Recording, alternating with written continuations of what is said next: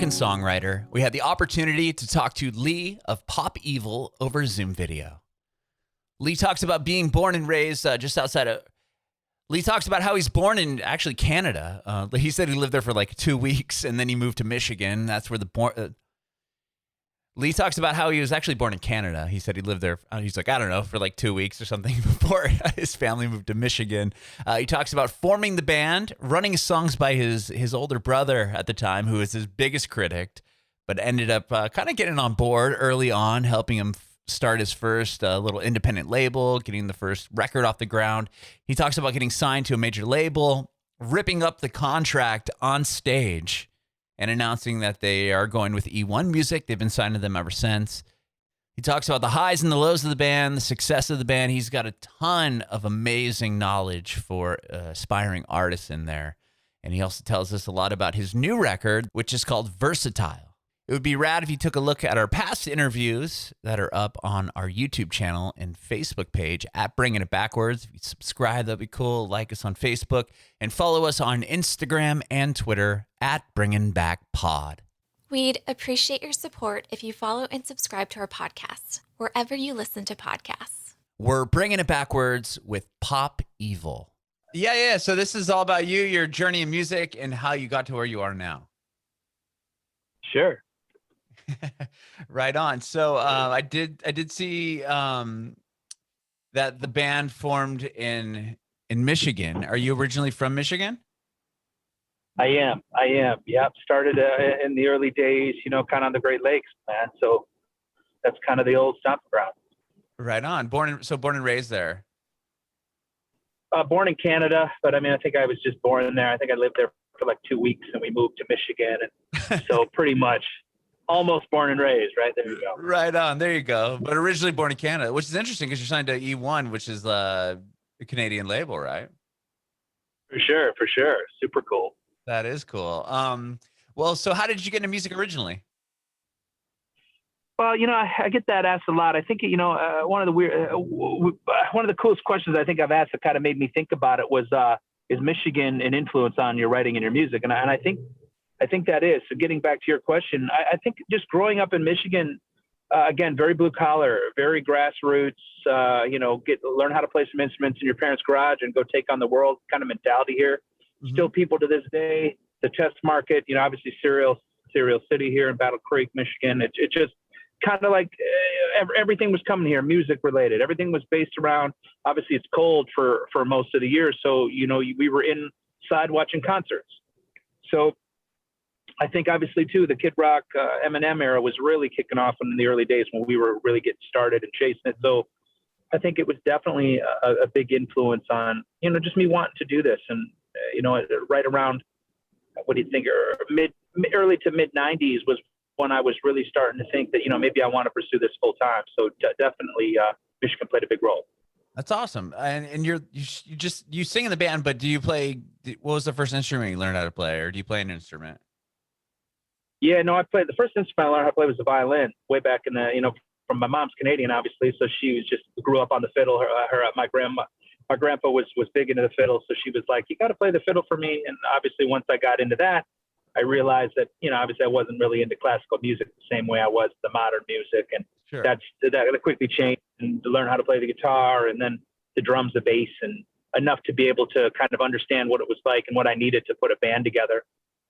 If the early records, if I didn't have a bass player or drummer, I'd do it, or I wasn't necessarily a great drummer, but enough to understand how to write and create a pocket and create a loop.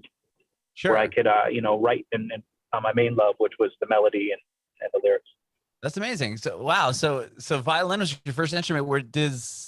That was because your mom, but how old were you when you picked that up? Did you continue it through grade school and high school or anything like that? Yeah, I did. I picked it up real early. I was probably 5, in my early days. I don't know exactly what age, but then I did it all the way up until I think 10th grade. Then sports took over. Orchestra wasn't necessarily the hippest thing at my school. So I shifted to choir, to be honest. I was again, I went to a smaller school, so our choir was all girls. So right around my 10th grade, I was like, this is ridiculous. I want to sing. I'm going to join this choir. And a couple of my buddies joined, so us 3 guys. So, then I really started focusing on, soprano, alto, tenor, bass, just those kind of parts to the choir where my voice was going to find its niche, understanding melody and choruses. I've always been a big, strong, believer and writer in choruses, something that could get my grandma to groove and something that could get my best friend to groove. I was admired by, songs that could really bring people together and have them sing when those people didn't look alike. Maybe they had different ethnicities. I'm mixed ethnicity myself. So I always really love seeing different cultures come together to sing for 4 minutes, that one song or that one chorus. That always really inspired me and really affected me in my youth. Yeah, that's amazing. That's really amazing. When did you start writing your first songs? Was it around the same time? Yeah, probably my junior year in high school. Early to mid 90s. It started with I just wanted to hear myself record it. I think that, again, very Michigan, ass blue collar ass. I didn't really care about making it big. I just wanted to record my own album for my buddies, impress my buddies, impress my family, and just have something cool to record, just kind of live that dream. I mean, I think anyone who grew up in the CD era, if you were a musician, dreamed about having your original songs on a CD, something tangible you could hold, play in your car. Obviously it was in the days chasing girls, trying to find, your identity with a partner and, all of that. And certainly that was an influence in the early days. And then once I did that, it led to, okay, these songs need to be better. My brother was always my biggest critic and he always hated everything I did early on. So always trying to impress him to get him something where he was like, oh, all right, that's dope. That's fire. So it's always real hard. He was a younger brother, so he was always very tough on me. He always wanted it to be great. And, then it led to us starting our own record label, him and I together. And he's a lawyer, so he was going to be the lawyer and manager, and then kind of snowballed into what it is. And, of course, I think it took about 10 or 15 years later from that. But then, we met our manager now. And it's always kind of like progressions, right? I mean, it's hard to say one thing really was the case where we were able to be where we're at. It was always like hard work led to that thing that led to the other thing that led to that next thing. And you just keep growing. And then what I had no idea is that, rock and roll and metal was on the backswing as far as pop secular music was, hence the name Pop Evil. Right. There was the two words that people hate the most, right? Evil and pop. So, pop music was something that any rock or metal fan doesn't want to be associated with. So that was kind of like my mission statement, even though our name is loved and hated by fans. Some people love it, some people hate it, which is great. I want a name that created reaction. It created a feeling. It wasn't just something safe, Sure. without dogging out other band names. I just didn't want something that wasn't visually stimulating. It gave me a purpose to get up at night. It's so hard to break and make it in Western Michigan. We were 3 hours from Detroit, so we weren't even in the map of Michigan. So having a name like that reminded me why I got up in the morning, why I had to chase it. And I wasn't able to work normal jobs like my friends were because I had to do I was a businessman first, I was a communications major, but my minors were all in business. So I wanted to understand what record labels were doing to break artists, and instead of me always trying to focus and spend money on 10 songs, which is what my heart desired because I wanted more, right? The reality in a small business, in any kind of a label, you push one song at a time. You put the money in the song, in the production, in the engineering, and then of course you mix and master it. Then you shoot the video and you focus on that one song. People Sure. are busy. They don't have time for 10 songs of Pop Evil to a band they've never heard. When they have all this other competition, if they're lucky to turn their heads for one song, then you got them. You got to focus on that. So that was kind of my mentality early, which I really think spearheaded a lot of success early on and led to the other, because I was just focused on understanding that I wasn't mad that radio stations weren't playing it, or I wasn't mad that my friends weren't digging it, or people weren't really all coming to the band at once. I knew it was going to be a grind, and I think that grind really led to some great work ethic for me early on to understand once we did get signed that I knew this was going to be a long haul. The only way now to really win people over is on stage and live. And we knew that whatever great songs we write on radio or on now, of course, on streaming outlets, people got to see you live. That's when people really, and having toured now with such legendary bands like Judas Priest, Cheap Trick, Poison, the list goes on, they all say the same thing to me. Like, you have to create longevity. You have to keep your mind healthy, your body healthy, your voice healthy, and you have to be willing to build a fan base with people that can have families with you. Like, these kind of songs, these timeless songs people grow up with, right? And then when they have kids, they have families, they raise their kids on it, just like my dad did. You know, you take Skinner, you take even those bands, Judas Priest, you know, Cheap Trick, Poison. I mean, those were all bands that I grew up with that my mom and dad showed me, you know, and so being able to them one day and show my kids or whatever it is and pass it on, I think that's one of the most unique things about rock and metal. It's those kind of bands, this genre has created timeless artists. So, you know, understanding to just wait your turn, run your race, and know that you can't be in it for the wrong reasons. I mean, this isn't a business to go get rich anymore. People always are like, what stories and what crazy stories have you? Well, the crazy story is I still go to Walmart. I still eat bologna sandwiches. I mean, I don't know. I still have to pay. I still make minimum wage, you know, because rock and roll is the new minimum wage of the music business. Sure. You know, there is no one big hit, and we've had lots of several number one hits. That doesn't mean anything.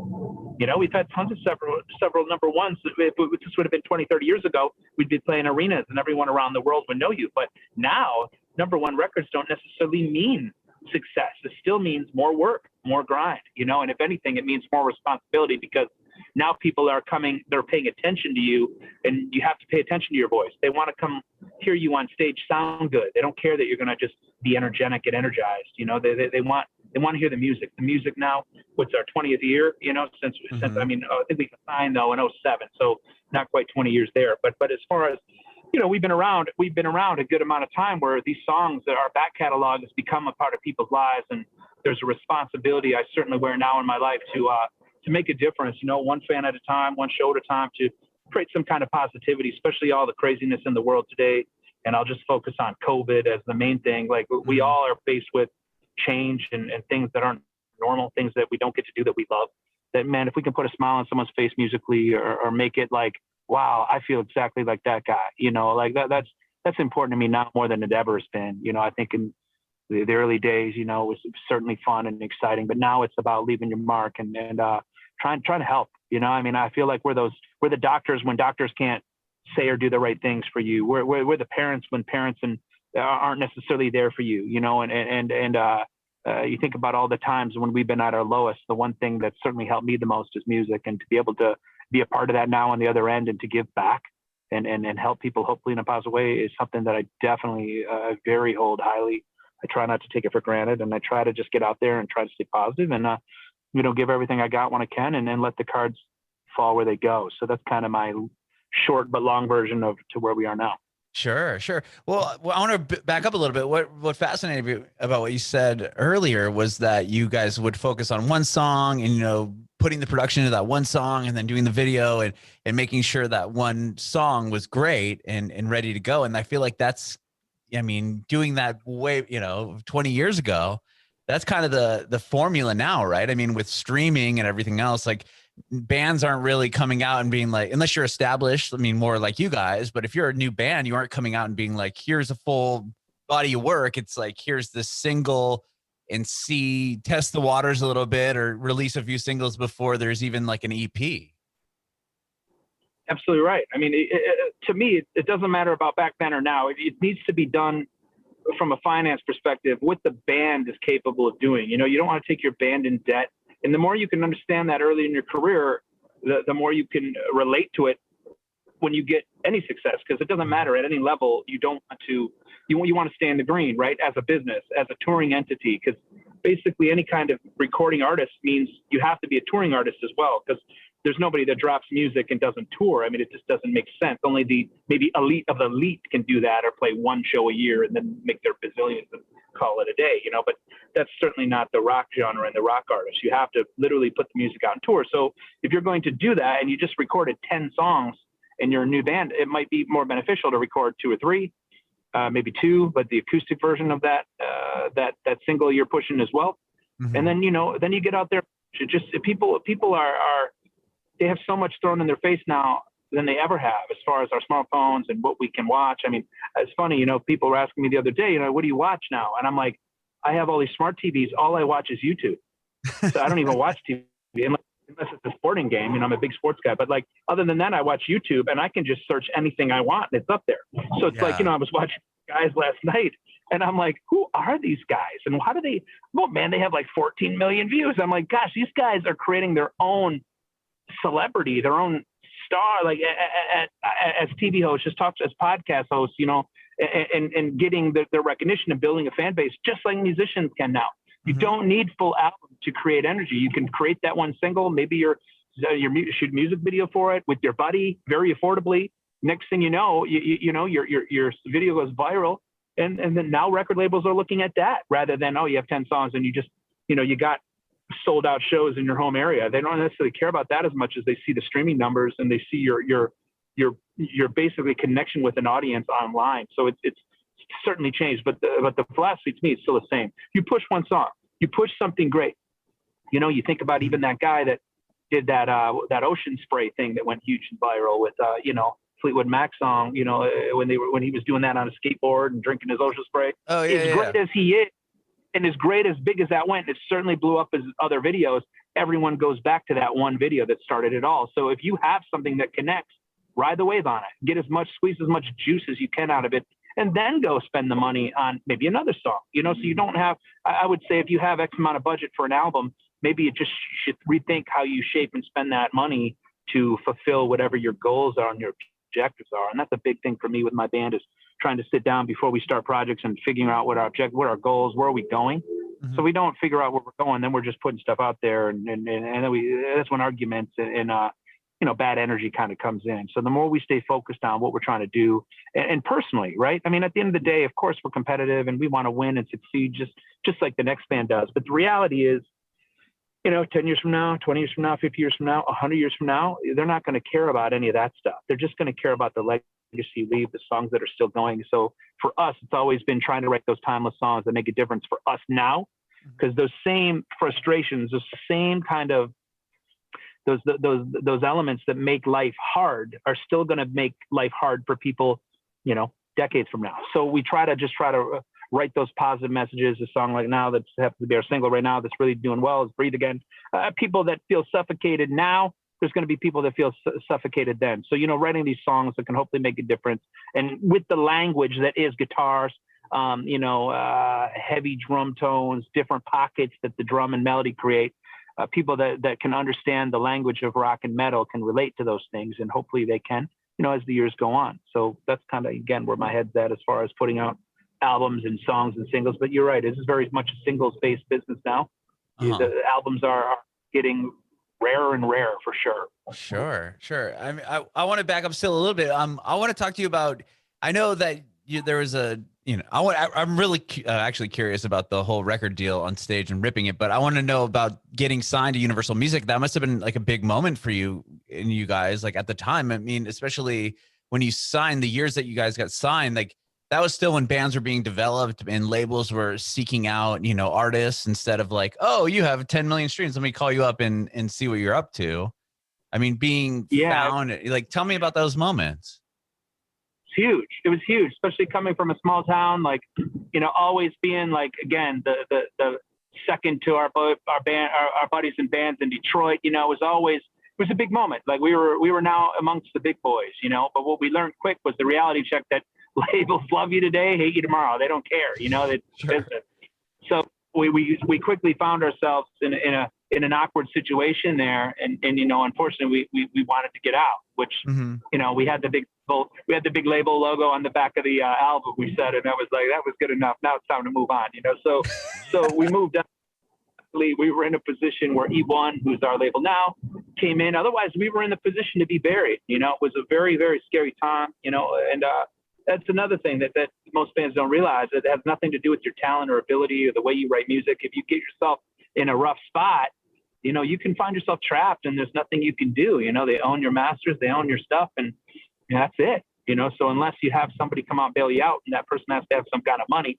Luckily for us, we have a phenomenal management team, and they got it to eOne, and eOne believed in us, and they basically bought us out, which was huge. I mean, but it took several years. I mean, because of that, we weren't able to get to Europe. We get a lot of that people now, as we're starting to get more success overseas and around the world. A lot of those fans are like, wow, what took you so long? And I'm like, it's hard to explain to them that we didn't have the extra capital. Yeah, we didn't have the extra capital to spend, so we were in debt when kind of before we started. Once we got with eOne, we were in debt, like so big that any money we would have done to try to break the band in other markets, other countries, just was a very daunting task. And unfortunately, we had to wait till the band had some success. And then we were fortunate enough that the every album got bigger at that point. I think War of Ages was the next album, and that one. Oh no, that was the album. And then that was the album that you guys signed with, right? Yeah. Yep, that was it. And then that didn't end up coming out. Universal came out at eOne. And then, of course, our first real record with eOne was Onyx, and that, 3 number ones, and that album really connected, blew up for us, kind of put us on the map. And then, every album stayed steady since then. I mean, obviously, album sales since the Onyx album have totally changed, right? It totally has gone to streaming every album, every more years that add on. The streaming thing's kind of taken album sales is a little different. So, again, man, we feel very blessed to be able to do it. We're doing 6 albums now. It's crazy to think, that small band from Michigan that everyone said had no chance. We're still beating. There's still a pulse. Sure. There's still continued music that connects, and you got to prove it. You got to wait your turn. And sometimes, it takes years. It takes, with the Architects on their 9th album too, and they're still getting bigger. It's like, there's so many bands that I can use examples of that it doesn't happen on your first and second album for every band, and even if it does, you still have to stay relevant. You're only as good. I love that saying, you're only as good as your last song. You're only as good as your last album. So, there's always a pressure that comes with your fan base that wants you to be better, but at the same time wants you to stay the same. It's a weird conundrum that you're constantly battling, And as an artist, as a human being, you want to better your last records. You want to be different.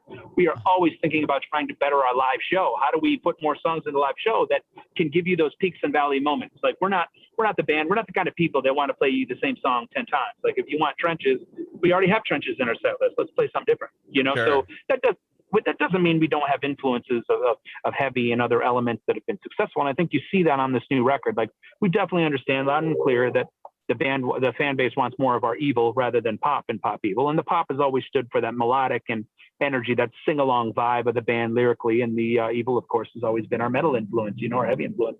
And, and in the situations we were in, being a radio band as well, the heavier stuff wasn't as easy to break at radio back in the old days. For bands like Five Finger Death Punch, we're not getting the radio play they were now.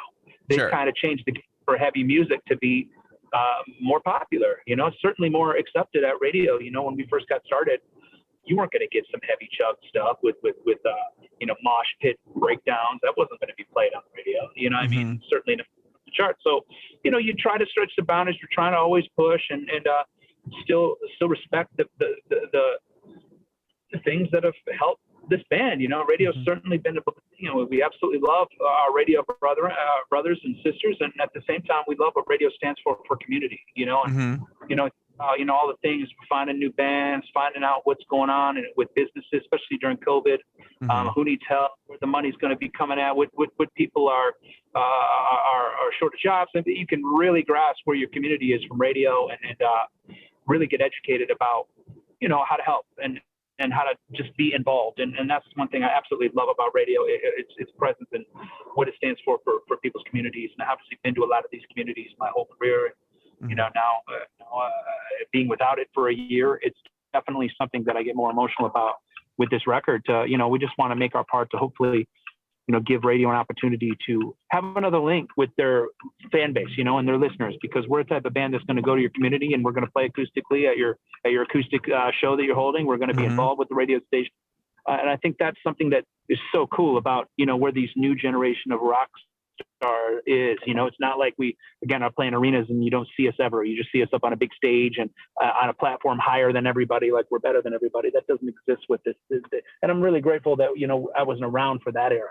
This era has taught me how humble, how to appreciate the people, one person at a time, for all their love and support, that they do. The fact that time is money nowadays, and all the stuff they have to do, but they still want to come out and support you. And, the fact that they might get sick with something like COVID, but they would, I feel like if we put on a show tomorrow, there'd be people there to see you. And it's just incredible. And something that I think the older you get, you realize that this is a people business, man. This isn't about fame or any kind of glory. I mean, what are you going to do with that?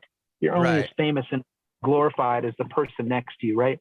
So I think the thing that you can't take away, people can't take away from you, is those faces you see on stage, that connection you have with somebody, and that shared joint excitement for something you created, right? It's almost like somebody telling you that your son or daughter totally changed the game in school today. They totally, this kid was down and they picked him up. They gave him I mean, someone to tell you your children are making a positive influence, that rewarding feeling you have is very similar, I would say, to writing a song and having somebody embrace that. Something you created and seeing smiles on people's faces is the reward. And something that I think with COVID that you really realize, just when that can be taken away from you, how powerful it does, what an impact it has on us and musicians in general, but especially the rock musician, and all we give and all the shows we have to put on year round to just make ends meet. You know, rock and roll and metal artists literally have to play monthly to keep the lights on for most of us, you know. So, and even successful bands like ourselves, you know, we still have to keep the lights on. There's a lot of people and mouths to feed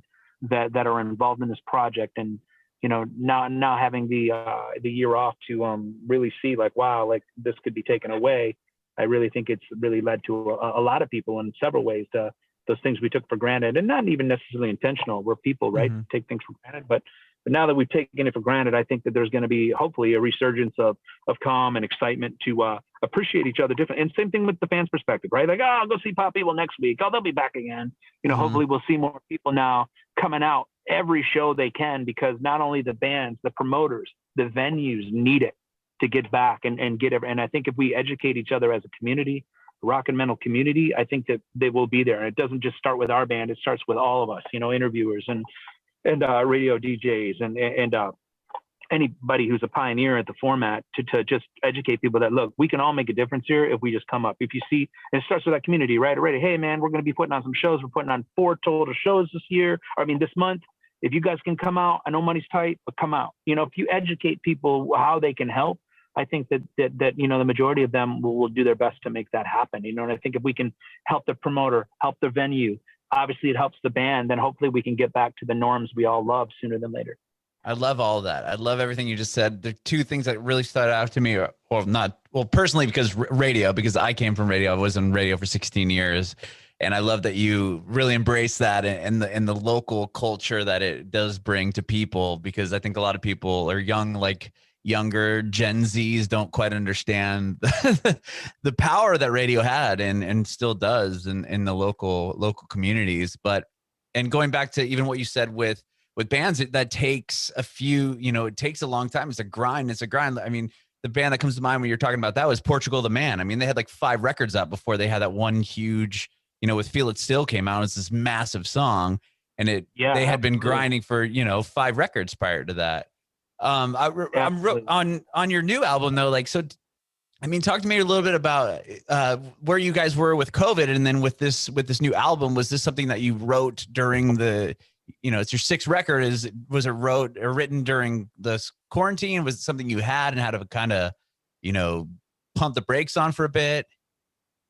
No, for the most part, we had it done. We had it done. We were just getting ready. I think there were maybe the last 1 or 2 songs, and the cool thing about this whole project was I wanted to really focus on the demo, because I feel like a lot of times when you make these demos, your buddies, your friends, your family, everyone loves some of these demos, and then you go find another producer to go record it, and then you redo all this stuff. So energy is lost. There's something as a musician that I feel, again, this is just my opinion, that when you make the demo, there's something very organic for me as a fan too. Like if I knew that I was listening to my favorite band's singer, let's say, and that was his first take, that was when he birthed the song, the moment the melody came to him, the moment the chorus came together, and that was what I heard. And a lot of times I feel like with these other producers, I'll go redo it and the energy is lost, and you're sitting there chasing it for days and weeks, and you never really gets to the point, but you find, you settle. Mm-hmm. So I really wanted to change this album, that wherever we birth these ideas, that's what you're hearing. So a lot of the energy on this album is totally different. To me, it destroys any album we've ever done just from that alone. That whenever if I was recording it with this certain team, then I would bring the band. My band doesn't necessarily write lyrics. So they can if they want. They certainly know that. But a lot of times they're like, we've been working together for so long. They understand that, look, Leigh's the leader, Leigh's the singer. And when he feels the themes, we do it. I mean, not every song is different, but the majority usually, if I'm feeling the idea, pitch it to them. If they like it, great. Then as the album starts to develop, maybe different songs come in different directions from different people, different vibes. But for the most part, I usually go in, see where the energy goes. And it gives the band, they're smarter at, okay, let me see where our front man's going. Like, where is his perspective? you know, and then so boom, we kind of do that. Band was really stoked about this particular early demo sessions I had. And they were like, wow, this is great. Then so instead of redoing it with other producers, I'd fly the certain band members in at a time. Again, I really think it's a waste of time when we're all in the room for every song, because there's people, a lot of sitting, a lot of crazy. So we tried to work more efficiently for the financial aspect of this record to make sure it was, and again, when you tour as much as we do, it's very hard to give band members time off to rejuvenate and re-energize. So this was when we have only a certain window to have off, whenever I could give band members more time off, I would try to do that. So when it was their time, it's their time. But if I could give them extra time, so that's another thing I advise with other bands that they were talking to me about, you know, what's it like when you do have some success? How do you get that time? How do you recharge? Well, in the studio then, instead of making everybody suffer and sit there and wait for their time, you know, we can all, and of course the Skype thing, and everyone's there and working from home if we need them. So it was really cool to do that this time around. Obviously, different moments when we're all together are certainly great. That's usually in the next, if this is part 1, part 2 and 3, you know, mixing and mastering, where we can be together a little bit more in those situations. Because then if there's any things we need to cut or add or change, we're all there and we're all thinking about the song rather than our part, you know. So it was really refreshing to have that. So a lot of things on this album, you're literally hearing as we birth them. And that's the energy that's on them, you know. I mean, songs like Breathe Again, I'm talking about that because it's our one out at the moment. I mean, that chorus is literally my first couple days in the studio, and I wrote it. That's what you hear. Like I don't even want to do it better. Even if I could do it better or not, I don't care, because that is when I birthed it. That is what I want for my legacy to be laid. Once I wrote it, and I was so, you know, I'm high fiving my boys. I mean, and any musician can tell you, when you're feeling something, you're excited, you jump around like, oh my God, like this is so far. Those songs are affecting me at the time. Do you know what I mean? Once you perform them, they don't affect me the same way. They affect me differently now, because they're not mine anymore. They're public domain, right? They're ours. They're when you're at a show playing your songs, they're not yours. They're our songs together, because that song now has so many meanings to so many people out there. It's fulfilling so many stories for so many people. But in that moment when I'm demoing it, it is all mine. It is that effort. It is that energy. It's that, oh my God, like this song is really like what I needed. And a lot of times I feel like, you know, writers are spiritual healers. I'm writing, sure. I'm trying to listen to what my inner self is trying to tell me. I'm trying to feel like, what is my body? So like, cause a lot of times you get sick, you don't even realize you're sick, but your body knew you were sick weeks ago. Do you know what I'm saying? So a lot of times I'm trying to like close my eyes and just see what comes out. Like, what is my body? What is my brain? What's the frustrations? What is the sadness? What is the excitement that's been cooped up for 2 years on this last album cycle? Like, what is coming out? And, you know, Breathe Again was coming out. So that's what you hear, those opening like vocal takes, the opening guitar chugs, like that's all, as much as we could keep from the original sessions, we kept that and built on that. That was our foundation, rather than, okay, this demo's fire and I play it for you and then I record it and you're like, oh yeah, I think I like the Breathe Again demo better. That is the worst. You know what I mean? You're like, oh, I do spend all this time and effort on this fucking song, man, and you don't even like, fuck it. You know what I mean? And your family sometimes your biggest critics, because they don't care about whether you like them or not. They already know you love them. So it's like, they'll give you straight up answer like, I don't like, and then, you know, they'll tell you don't like the demo and it hurts. You're like, damn it. I've been working my ass off. I finally thought that I had better than the demo. And then so a lot of times, like, this whole process was so exciting to just have different people involved and different producers. You know, if the energy was there, then we kept it there. We brought the band there rather than bringing these people that have nothing to do with our band to us. We came to them, kept that energy and excitement there, because when you tour and when you tour and play and record as much as we do, that the excitement is very hard to keep. So, you know, there's a lot of boredom. There's a lot of prison walls on tour buses, which we're blessed to have, by the way. So, you know what I mean? Like, but there's a lot of numbness in traveling and all the touring and show that is great. It's a part of it. But when you can find ways to capsulate the energy and that excitement, you have to do it. You have to be creative, because that excitement is, when you live a dream life and a dream job, it's very easy for amazing things to not be as exciting for you. Right. You know what I mean? It's just, you know, you play in front of that, you know, you play in front of that 100,000 people. And if that's not affecting you and that doesn't get you excited, then you've got to recheck your motives here. Because when is that never exciting to me? You know what I mean? Like that's obviously a very big example, but there's certain examples anytime, you know, when you're playing for 10 people, even if it's a small show, when should that not be exciting? Because people are coming to your show, singing your fucking songs. Like who gives a shit if it's 10, but it's hard sometimes in your head when you play in front of small shows, because you're so used to just seeing bodies and heads. You know what I mean? You're thinking about that as a failure to people or to yourself. But the reality is in rock is people in rock don't have the extra money. Sometimes the extra venue, maybe the promoter didn't go the right way. Maybe there's tons of different variables for there not to be a packed house every night. And in rock, I don't care, unless you're playing pop tour and you know, you're in these arenas, you're going to play shows that are up and down. And to be able to keep that and harness that excitement for those people that are coming to you every night is very important, because it's not their fault. It's not their fault if there's or you're feeling bad or you're feeling sorry for yourself or your project. So you have to harness this energy in these different ways to really elevate yourself and your mind to see clearly in these moments, to just make it fun, man. I mean, at the end of the day, this is fun.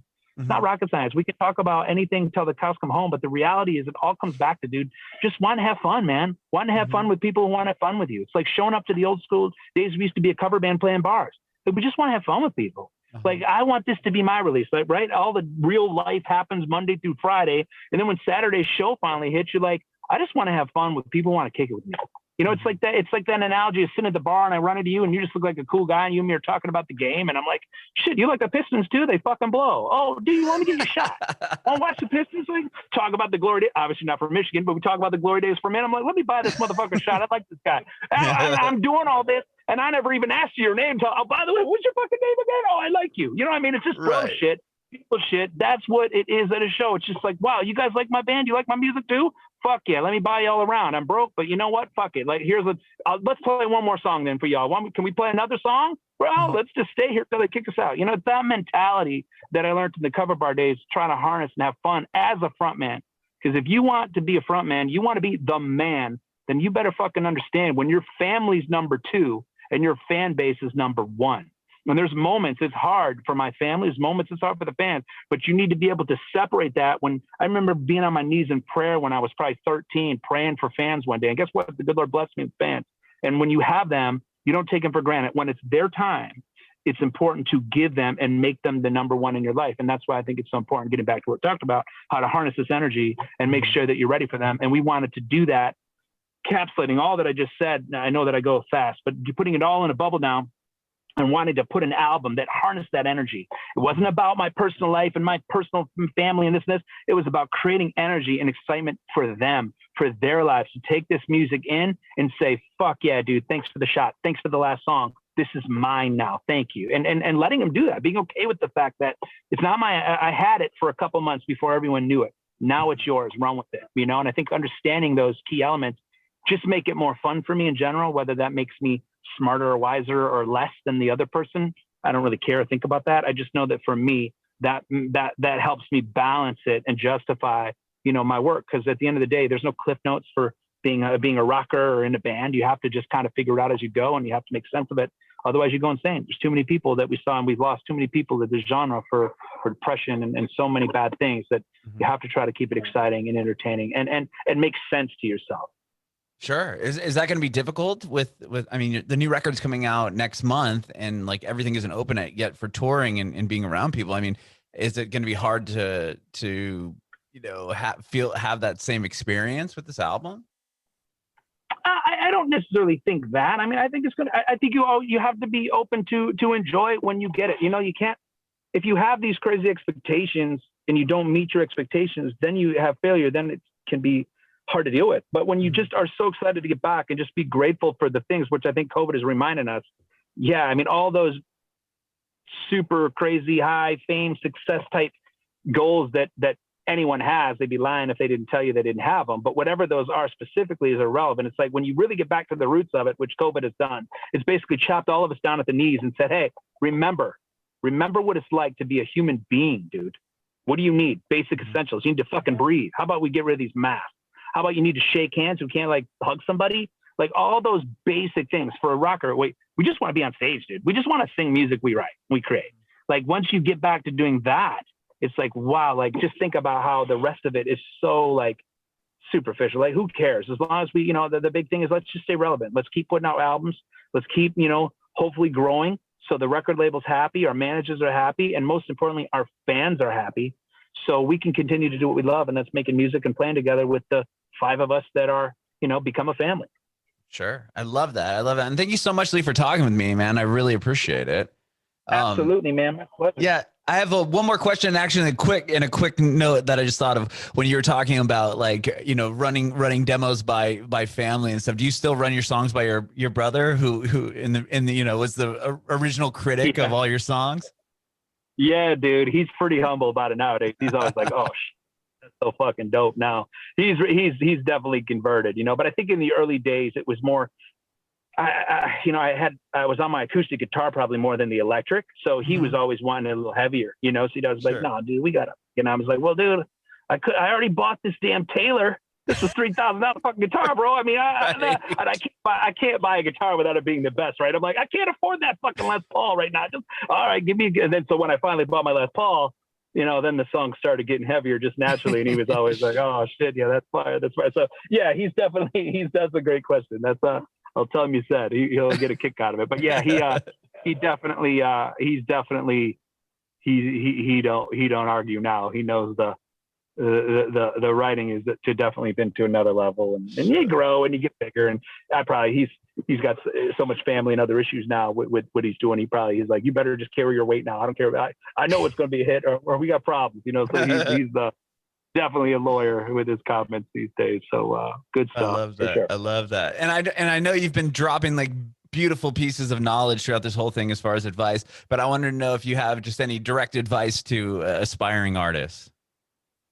Yeah, man. I mean, number one, you got to keep doing it. You can't be into the rock world to try to make money. If that's your goal, then you're in the wrong. You can certainly make money, you can make a living, but you got to make a living by understanding the business side and getting out there. And what I mean by that is controlling the things you control. You're never going to control if you get a manager. You're never going to control if you get a label, but you can control kind of music you write, understanding hooks, understanding instead of hating on your peers or the bands that are successful, try to go to those bands and understand what is it about that band that makes them successful.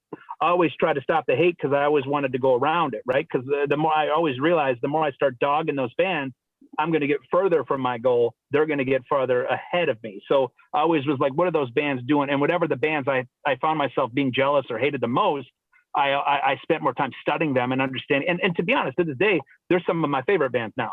You know what I mean? Kid Rock was one. You know, I hated Kid Rock when I was growing up. I didn't understand that. You know, I'm like, what is that? And now, of course, Bob, I mean, and his management team, and I say that because that's so long ago.